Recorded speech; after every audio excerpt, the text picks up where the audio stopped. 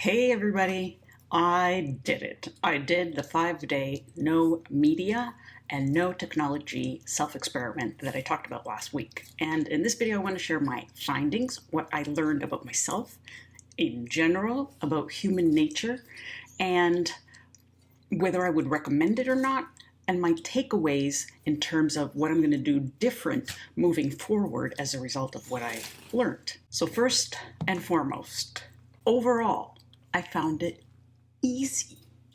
And this is what surprised me the most. I thought that I would come up against boredom and frustration and something that I couldn't foresee, I couldn't predict that would bother me about this experiment. And nothing really was that difficult. I had moments where I missed certain things. I thought, oh, all right, I don't know what the weather is going to be later today. I'm not really sure how I'm going to dress. I would say that the overarching emotion and feeling was definitely one of liberation. I felt free. I felt free from expectations, free from thinking that somebody somewhere needs me to get back to them. But I'm surprised it wasn't more challenging. And I think I know why it wasn't that difficult. It's because I have been doing 24-hour stints where I use no phone technology at all. And I've come up against these other problems. So that's something I learned about myself, that I am aware of most of my habits. I am content being in the present moment. I was totally okay with it. And I am able to be with myself and be here without distractions. What was really different about this experience was the no reading. So as I mentioned, I was following the suggestions from a book, and Julia Cameron's book, to have no reading because that's a form of media. And I didn't know how I would react to that. And surprisingly, I was okay because I knew I would be able to get back to reading, and because every time I wanted to look up some information, I just made a note of it. And making a note of it on paper put me at ease. I knew that I was going to get to this information. I wasn't going to lose it somewhere, and I didn't need the answer right away. That surprised me. I'll be honest, because I am a fact checker. What else?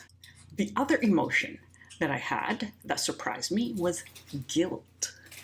Guilt because I was not being productive. I thought that I would clean the house, that I would be bored, and that the boredom would lead to cleaning the house. And I didn't feel like doing that. And I felt guilty. I found that my days alternated between feeling free, liberated, freedom, light as a bird, and then guilty and, oh, I should be doing more with this time. And then the next day, over and over. And the third emotion was dread on the Friday. So the Friday was my last day, and I was dreading coming back online, which I also found fascinating. I was dreading the hundreds of emails that I knew I would have to sift through and all the work that would have piled up. And I wished that I had made my stint longer. So that also surprised me. I wished I had a few more days tacked on, because I felt an increase in my creativity near the end of my 5 days. So I felt like I needed a few days of clearing, lack of outside sources of information in order for my own well of thought to come in. And by Thursday and Friday were my more creative days. Realizations and my takeaways are, I realized the level of thought-based preoccupation in our daily lives, that takes up the majority of our life, and we are missing out on a richer experience. We are missing out on the three-dimensional world. We are not accessing or using all of our senses in acquiring information. We're not integrating that information and making choices based on that. And I found that fascinating. We definitely are making our own lives harder and more complicated than they need to be. Spend too much time on something that could be batched. It's something that could be batched. I actually recommend this video here by Matt D'Avella. I love his YouTube channel. He uses the example of doing laundry. We don't run the washer every time we have one article of clothing that needs to be laundered. We wait until we have a hamper full and then we run a load.